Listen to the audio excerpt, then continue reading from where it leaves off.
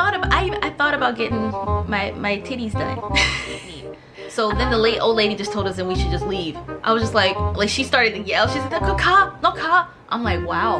And then the one thing that I'm so not looking forward to going back to Korea is the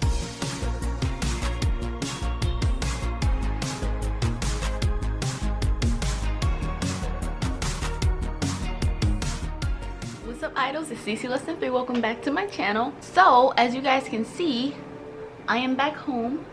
I am quarantining for the holidays. So yeah, I'm in my room. I'm in my favorite cozy pajamas, and I want to give you guys a quick little life update. So for those who don't know, I am planning to go back to Korea next month, and everything was kind of pending on whether or not my mom needed another surgery. This was kind of dependent on whether she needs another one or not, because I want to be home for that. So I got home on Friday and she told me that she does need another one, but at least it's not an emergency.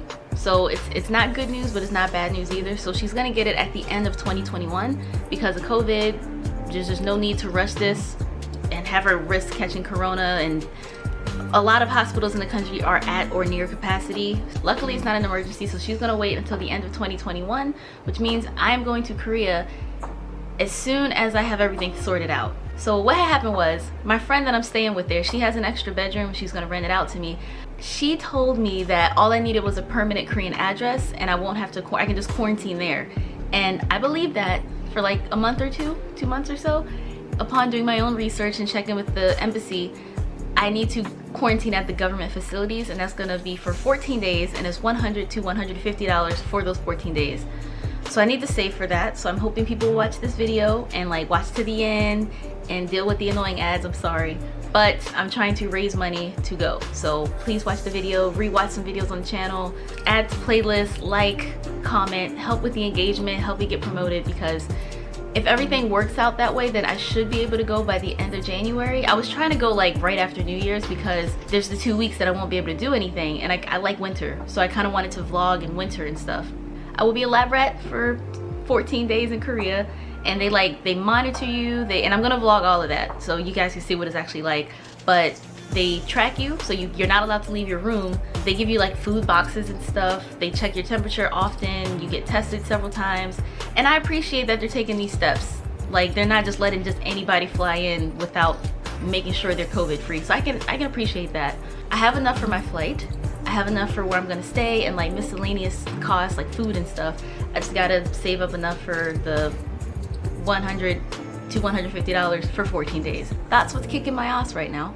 So upon that, this video is gonna be 10 things you may not like about living in Korea or visiting Korea. Like, there are 10 things that I'm not really looking forward to with going back. Now, before y'all jump right in the comments to be like, well, if you don't like it, then don't go. On my channel, I overwhelmingly praise how much I like Korea. Like, I talk about it a lot. I like it there, but no place is perfect. So I'm gonna be fair. I'm not gonna just be sugarcoat so you can do this, this, and this without mentioning the things I don't like too. A lot of people love to hop in the comments and troll like, well, if you don't like it, then go. It's their society. Why are you judging their society?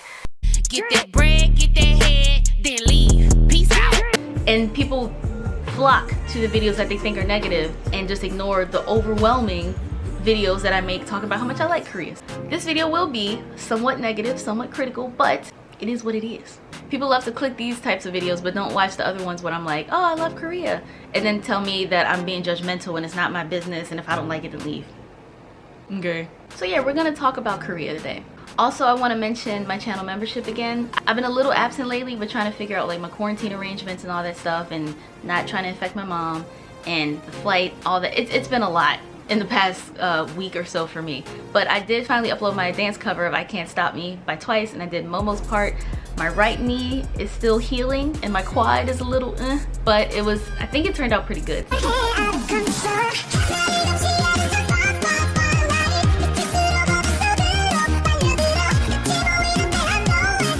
So join the membership if you want to see that, if you want to talk on Discord, if you want to join the Zoom calls. Please join the memberships if you can. It's 99 cents a month. I'm trying to raise money to go back to Korea, watch the videos, help with the engagement, all that good stuff. So we're gonna get into this video. 10 things you may not like about living in Korea. 10 things I'm definitely not looking forward to with being back in Korea. So I'm gonna save the number one thing for the end, the number one thing I hate the most about being in Korea for the end. So please stick around It helps me a lot. I gotta keep y'all here. I know it's shameless. Help your girl out and keep watching the video.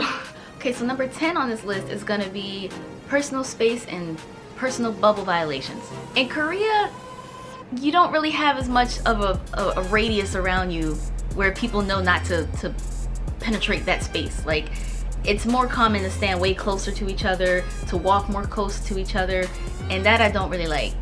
In the States, you know, you don't really get too close to strangers because that's weird. We see that as weird. In Korea, that's just kind of normal. Like, even walking on the sidewalk, in the States, you know, when you're walking, you get out of each other's way. In Korea, they don't really seem to do that. Foreigner, Korean. Normally it's like this where I get out of the way for them. So one day I said, what's gonna happen? Let's see what happens if I don't. Let me just not get out of the way and see if they move at least an inch. So I was, what was I? We were at the Gosok bus terminal, like on the underground area, doing some shopping, and we got some food. And I just, fuck it, science. I just said, let's see what happens if I don't get out of the way. And she moved a little bit, but it was still enough that we collided shoulders. And she was upset with me, like turned around like, like she was upset. And I'm just like, well, it works both ways, baby girl. You could have got out the way too. On the trains, people stand hella close, walking on the sidewalk. It's like, you know, in America, if you walk too close to somebody, you know, they'll look at you like, do I know you? Or like, why are you there? But in Korea, it's just normal to be like walking at the same pace, walking real close to each other on the subway, packed with somebody like right behind. I'm not looking forward to that, especially during Corona. But they're doing way better than we are in the States, so. And even masks are mandatory. If you don't wear your mask, you get fined. Smart. I like smart. You very smart. So yeah, number 10 is personal space, or lack thereof. Number 9 is, girl, it is really hard to escape the smell of cigarette smoke in Korea. It's not as bad as it used to be. Like, you're not allowed to do it in restaurants like you could recently, but they still smoke in clubs and bars, outside all the time. They do have like these smoking rooms and like smoking boxes, but I don't really see people use them too much. And you'll just be walking like, wow, knock times hour. And you get like a mouthful, a lungful of cigarette smoke. It's just, I don't like the smell of cigarettes. And if you don't like the smell of cigarettes, I'm sorry in advance, because everybody smokes in Korea. It is very, very common. You'll see people lined up in the alley trying to be like low-key about it. But yeah, like even when I remember clubbing and there were like signs that said no smoking, and there's like a girl smoking in front of the no smoking sign, I'm like, rebel. Just something to keep in mind. You'll probably have to smell quite a bit of cigarette smoke. I'm sorry in advance. Number 8, I do recall being a bit lonely in Korea. I felt pretty lonely. Like, you know, you got friends and stuff, but it's just knowing how far you are from people you know, your family and your friends. It does strike up in the, I'm not gonna lie, I think my full first year in Korea did not cross my mind. I was just so excited to be there. But the second year, especially after the first Christmas and after the first Thanksgiving without people, I was just like, I'm really by myself. This year's different because I'm home for Christmas and stuff, and I'm going like right after that, and I'm not gonna stay as long. I'm only going to Korea for a few months, which is funny because I always go longer than I plan. First time was supposed to be 6 months, that turned into 2 years. Second time was supposed to be 1 month, that turned into 3 months. So we'll see. I'm currently planning to only go for a few months, but yeah, loneliness is quite an issue. And speaking of loneliness, no, I can't count. Number 7, being ghosted. I'm going ghost! Definitely adds to the loneliness because dating in Korea is a lot more difficult as a foreigner. So yeah, that's number 7. It's just, you know, there's cultural differences, there's language barriers, there's societal approval. So yeah, a lot of that stuff is more difficult. So keep these things in mind. Like when you go to Korea, you may feel more lonely. I know I did. It's definitely going to be harder to date unless you're fluent Korean and you meet someone whose family is like, ooh, I like foreigners and I'm okay with my child dating a foreigner, because that's not super common yet. But it's definitely something that I'm not looking forward to again, because in the States, you know, I can pretty much date whoever I want. Yeah, I got it like that. But in Korea, society is a bit like, ready for all they're a lot more skeptical and harsh and judgmental, and they don't mind their business. Number 6, I believe, you hate hearing people eat their food as much as I do. Like, it makes me homicidal. I don't want to hear which 맛있다. I don't like that. I don't like hearing people eat. And in Korea, that's what they do. Like, that's how they show that they appreciate the food. That's how they show it's good. They hum, they moan, they smack their food, and yeah. 어머니 잘 먹겠다. So if you hate that as much as I do, brace yourself. Winter is coming.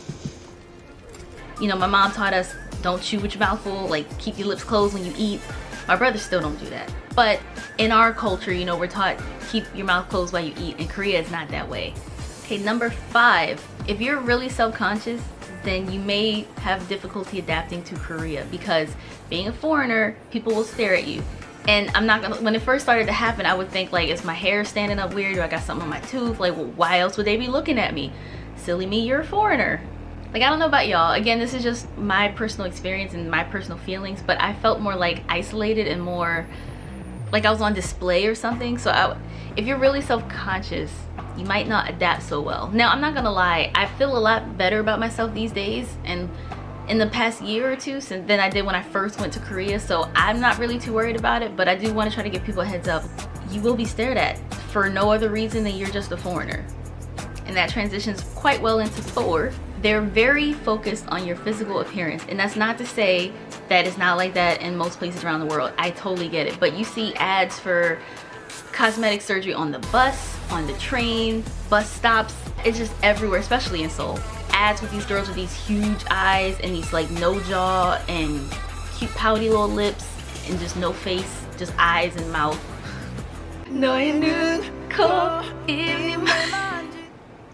Sorry, I had a moment. Anyway, yeah, self-consciousness and the extent to which they focus on physical appearance is just something you really got to get used to. There's makeup stores, skincare on every corner, literally across the street from each other, right next to each other. 옆에 있어요, 안에 있어요, 뒤에 있어요, 위에 있어요. Brace yourself for that. Like, even when I applied to be a teacher, I had to have like almost like a headshot on my application. Like, I had to look all cute so they could see what I look like. So that wasn't cute. I don't. How did they hire me? It's not a super good environment for people who are like self-conscious, because I struggle with that a lot. I feel better about myself now. I kind of wish it didn't take to my mid to late 20s to get this way, because I like me. But I went at 23, so I was still so young back then and impressionable. So just try to like warn people to like just have a good sense of who you are and a good appreciation for who you are before you go. I thought about getting my titties done. I thought about it, but I don't want any non-life essential surgery. Like, I'm good. I don't want to take the risk. I'm good. I got what I got. It is what it is. Okay, number 3. I've gotten this question a lot too about like alcohol in Korea, because if you're a person who doesn't drink, you're gonna struggle in Korea, because it is a very active part of society there. Like, the first time I had a drink in Korea was, well, I did go clubbing. The second time I had a drink in Korea was at a hwaeshik. Hi, this is Isis and I'm editing. Quick little side note, fun fact to explain what hwaeshik comes from. Hwaesawon is like an office worker. Shik is meal, so hwaeshik combined is like a business dinner or work dinner. The more you know. My teachers, principals, homeroom teachers, we all went out to eat and we had soju shots.